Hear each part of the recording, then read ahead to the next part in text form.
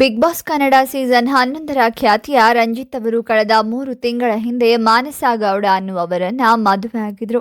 ಈಗ ಫ್ಲಾಟ್ ವಿಚಾರಕ್ಕೆ ರಂಜಿತ್ ಹಾಗೂ ಅವರ ಅಕ್ಕನ ಜೊತೆ ಜಗಳ ಶುರುವಾಗಿದೆ. ಅಸಭ್ಯ ಭಾಷೆಗಳಿಂದ ನಿಂದಿಸೋದರ ಜೊತೆಗೆ ದೈಹಿಕ ಹಲ್ಲೆ ಕೂಡ ಆಗಿರುವಂತಹ ವಿಡಿಯೋಗಳು ಸೋಷಿಯಲ್ ಮೀಡಿಯಾದಲ್ಲಿ ಸಿಕ್ಕಾಪಟ್ಟೆ ವೈರಲ್ ಆಗ್ತಾ ಇದೆ. ಅಷ್ಟಕ್ಕೂ ಏನಾಯ್ತು, ಜಗಳ ಶುರುವಾಗಿದ್ದು ಹೇಗೆ ಅನ್ನೋದ್ರ ಬಗ್ಗೆ ಸ್ವತಃ ರಂಜಿತ್ ಅವರೇ ರಿಯಾಕ್ಟ್ ಮಾಡಿದ್ದಾರೆ. ಜೊತೆಗೆ ಈಗಾಗಲೇ ಮದುವೆ ಆಗಿರುವ ರಂಜಿತ್ ಅವರ ಪತ್ನಿ ಮಾನಸಾಗೆ ಈ ಮೊದಲೇ ಮದುವೆ ಆಗಿತ್ತ ಹೆಣ್ಣು ಮಗು ಇದೆ ಅಂತೆ. ಹಾಗೆ ಮಾನಸಾ ಅವರು ಡಿವೋರ್ಸಿನಾ ಅನ್ನುವ ಪ್ರಶ್ನೆಗಳು ಮೂಡಿದೆ. ಇದೆಲ್ಲವನ್ನ ರಂಜಿತ್ ಅವರ ಅಕ್ಕ ರಶ್ಮಿ ಅವರೇ ಖುದ್ದಾಗಿ ವಿಡಿಯೋದಲ್ಲಿ ಹೇಳಿದ್ದಾರೆ. ಇನ್ನು ಈ ವಿಡಿಯೋವನ್ನ ಸಂಪೂರ್ಣವಾದ ಮಾಹಿತಿಯಲ್ಲಿ ತಿಳಿಸಿಕೊಡ್ತೀವಿ. ವಿಡಿಯೋವನ್ನ ಪೂರ್ತಿಯಾಗಿ ನೋಡಿ, ಹಾಗೆ ಈ ವಿಡಿಯೋಗೆ ಲೈಕ್ ಮಾಡಿ ಮತ್ತು ನಮ್ಮ ಚಾನೆಲನ್ನು ಸಬ್ಸ್ಕ್ರೈಬ್ ಮಾಡಿ. ಜಗಳ ಆಗಿ ಆ ವಿಡಿಯೋ ಸೋಷಿಯಲ್ ಮೀಡಿಯಾದಲ್ಲಿ ವೈರಲ್ ಆದ ನಂತರ ಮಾತನಾಡಿದ ರಂಜಿತ್, ನಾನು ಅಟ್ಯಾಕ್ ಮಾಡಲಿಲ್ಲ. ಅವರು ನಮ್ಮ ಮನೆಯೊಳಗೆ ಬಂದಿರೋದು. ಅವರು 3ನೇ ಫ್ಲೋರ್ನಲ್ಲಿ ವಾಸವಿರೋದು. ನಮ್ಮ ಮನೆ ಇರೋದು 1st ಫ್ಲೋರ್ನಲ್ಲಿ. ನಮ್ಮ ಮನೆಯೊಳಗೆ ನುಗ್ಗಿ ಅಡುಗೆ ಸಾಮಗ್ರಿಗಳನ್ನು ತೆಗೆದು ಬಿಸಾಡಿದ್ದಳು. ಆಗ ನನ್ನ ವೈಫ್ ಅಡ್ಡ ನಿಂತುಕೊಂಡ್ರು. ಆಗ ಮಾತಿಗೆ ಮಾತು ಬೆಳೆದು ಗಲಾಟೆಯಾಗಿದೆ. ಅವರು ಕಂಪ್ಲೀಟ್ ವಿಡಿಯೋ ತೋರಿಸ್ತಾ ಇಲ್ಲ. ಬಂದು ಗಲಾಟೆ ಮಾಡಿದ್ದೆ ಅವರು. ಇದು ಸಿವಿಲ್ ಮ್ಯಾಟರ್. ಈ ಮನೆ ನಂದು ಅಂತ ಅವರು ನನಗೆ ಲೀಗಲ್ ನೋಟಿಸ್ ಕಳುಹಿಸಿದರು. ಅದಕ್ಕೆ ಏನು ರಿಪ್ಲೈ ಕೊಡಬೇಕು ಅದನ್ನು ನಾನು ಕೊಟ್ಟಿದ್ದೇನೆ. ರಿಪ್ಲೈ ಕೊಟ್ಟ ಮೇಲೇನು ಮನೆ ಖಾಲಿ ಮಾಡಿಸಿಕೊಡಿ ಅಂತ ಅವರು ಸ್ಟೇಷನ್ಗೆ ಹೋಗಿ ಕುಳಿತುಕೊಂಡರು. ನನ್ನ ಫ್ರೆಂಡ್ಸ್, ನನ್ನ ಕಸಿನ್ಸ್ ಎಲ್ಲರೂ ಮಾತನಾಡಿದ್ದಾರೆ. ಅಷ್ಟೆಲ್ಲ ಹೇಳಿದ ಮೇಲೂ ಅವರು ರೆಡಿ ಇಲ್ಲ. ಇನ್ನು ನಾನು 2017-18ರಲ್ಲಿ ಶನಿ ಧಾರಾವಾಹಿ ಮಾಡಬೇಕಾದ್ರೆ ತಗೊಂಡ ಪ್ರಾಪರ್ಟಿ ಇದು. ಆರ್ಟಿಸ್ಟ್ ಆಗಿರೋದ್ರಿಂದ ಲೋನ್ ಸಿಗಲ್ಲ ಅಂತ ಅಕ್ಕನ ಹೆಸರಲ್ಲಿ ಮಾಡಿದ್ದು. ಅದೊಂದೇ ಕಾರಣಕ್ಕೆ ಅವರು ಅದನ್ನು ಇಟ್ಕೊಂಡು ನನ್ನ ಹತ್ತಿರ ಬಂದು ಗಲಾಟೆ ಮಾಡ್ತಾ ಇದ್ದಾರೆ. ಕೋರ್ಟ್ನಲ್ಲೇ ಹೋಗಿ ಅವರು ಕ್ಲಿಯರ್ ಮಾಡಿಕೊಳ್ಳಬೇಕು. ಮರ್ಯಾದೆ ತೆಗೆದ್ರೆ ಇವನು ಮನೆ ಬಿಟ್ಟು ಹೋಗ್ತಾನೆ ಅನ್ನೋದು ಅವರಿಗಿತ್ತು.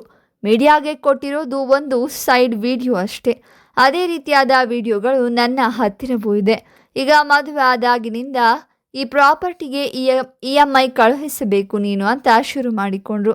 ಇಷ್ಟು ದಿನಾನೇ ನಾನು EMI ಕಳಿಸಿದ್ದೇನೆ, ಇನ್ನು ಮುಂದೆ ಕಳಿಸಲ್ವಾ ಅಂದಾಗ, ಇಲ್ಲ, ಈಗ ನೀನು ಮದುವೆ ಆಗಿದ್ಯಾ, ನೀನು ಕಳಿಸಲ್ಲ. ನೀನು ಕಳಿಸಿಲ್ಲ ಅಂದರೆ ನಿನ್ನ ವೈಫ್ ಕಳುಹಿಸಬೇಕು ಅಂತ ಹೇಳಿದರು. ಈ ಮ್ಯಾಟರಲ್ಲಿ ನನ್ನ ಹೆಂಡತಿಯನ್ನು ಯಾಕೆ ಇನ್ವಾಲ್ವ್ ಮಾಡ್ತಾ ಇದ್ದೀರಾ, ಅದೆಲ್ಲ ತಪ್ಪು ಅಂತ ಹೇಳಿ ಕಳುಹಿಸಿದ್ದೆ. ಅದಾದ 15 ದಿನಕ್ಕೆ ಅವರು ನನಗೆ ಲೀಗಲ್ ನೋಟಿಸ್ ಕಳಿಸಿದ್ರು. ನಂತರ ನನ್ನನ್ನು ಸ್ಟೇಷನ್ ಮೆಟ್ಟಿಲು ಹತ್ತಿಸಿದ್ರು. ನಾನು ರಿಪ್ಲೈ ಕೊಟ್ಟ ಮೇಲೆಯೂ ಮತ್ತೆ ಅವರು ಸ್ಟೇಷನ್ಗೆ ಹೋದರು ಅಂತ ಹೇಳಿದ್ದಾರೆ ರಂಜಿತ್. ಇನ್ನೊಂದು ಕಡೆ ಈ ಪ್ರಕರಣದ ಬಗ್ಗೆ ರಂಜಿತ್ ಅವರ ಅಕ್ಕ ರಶ್ಮಿ ಅವರು ಮಾತನಾಡಿ, 2017-18ರಲ್ಲಿ ಬುಕ್ಕಿಂಗ್ ಮಾಡಿಕೊಂಡೆ. 2018ರಿಂದ EMI ಕಟ್ತಾ ಇದ್ದೇನೆ. ಮದುವೆಯಾಗಿ ಮೊದಲ ತಿಂಗಳು ನಾನು ಅವನು ಬಾಡಿಗೆ ಥರ ಕಟ್ಟಿದೆ. 2ನೇ ತಿಂಗಳು EMI ಕೊಡು ಅಂದಾಗ ನನ್ನ ಹತ್ತಿರ ದುಡ್ಡಿಲ್ಲ. ನನ್ನ ಹೆಂಡತಿ ಹೆಸರಿಗೆ ಬರೆದು ಕೊಡು ಅಂತ ಹೇಳ್ತಿದ್ದಾನೆ. ನಾನು ಕೆಲಸ ಮಾಡುತ್ತಿದ್ದೇನೆ. 2019ರಲ್ಲಿ ನಾನು ಫ್ಲ್ಯಾಟ್ ತಗೊಂಡೆ. ಒಟ್ಟು 2 ಫ್ಲ್ಯಾಟ್ ತಗೊಂಡೆ. ಒಂದು ಫ್ಲ್ಯಾಟ್ ಬಾಡಿಗೆಗೆ ಕೊಟ್ಟು ಸರಿದೂಗಿಸಿಕೊಂಡು ಹೋಗ್ತಾ ಇದ್ದೀನಿ ಅಂತ ರಶ್ಮಿ ಹೇಳಿದ್ದಾರೆ. ನನ್ನ ತಂದೆ ಅಲ್ಲಿದ್ದಾರೆ. ತಾಯಿ ತೀರಿಕೊಂಡ ಜಾಗ ಅದು ಅಂತ ಅವರು ಅಲ್ಲಿಯೇ ಇರ್ತಾರೆ. ನನ್ನ ತಂದೆಯನ್ನು ಅವನು ಹೊರಗೆ ಹಾಕಿದ್ದಾನೆ. 1.5 ತಿಂಗಳಿನಿಂದ ನನ್ನ ತಂದೆ ಊಟ ತಿಂಡಿಗೆ ನಮ್ಮ ಮನೆಗೆ ಬಂದಿದ್ದಾರೆ.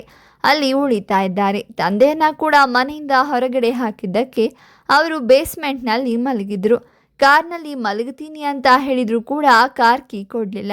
ಪೊಲೀಸರು ಮನೆಗೆ ಬಂದರೂ ಕೂಡ ಅವನು ಬಾಗಿಲು ತೆಗೆಯಲಿಲ್ಲ. ಮಾನಸಾ ಗೌಡಗೆ ಮೊದಲೇ 13 ವರ್ಷದ ಮಗಳಿದ್ದಾಳೆ.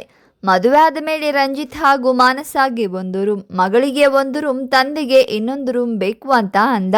ನಾನು ಓಕೆ ಅಂದೆ. ಬಾಡಿಗೆ ಕೊಡ್ತೀನಿ ಅಂತ ಹೇಳ್ದ. EMI ಕಟ್ಟುವಷ್ಟು ಹಣ ಕೊಡು ಅಂದರೂ ಕೊಡಲಿಲ್ಲ. ರಂಜಿತ್ ಮಾನಸಾ ಗೌಡ ಕೂಡ ನನಗೆ ಹೊಡೆದಿದ್ದಾರೆ.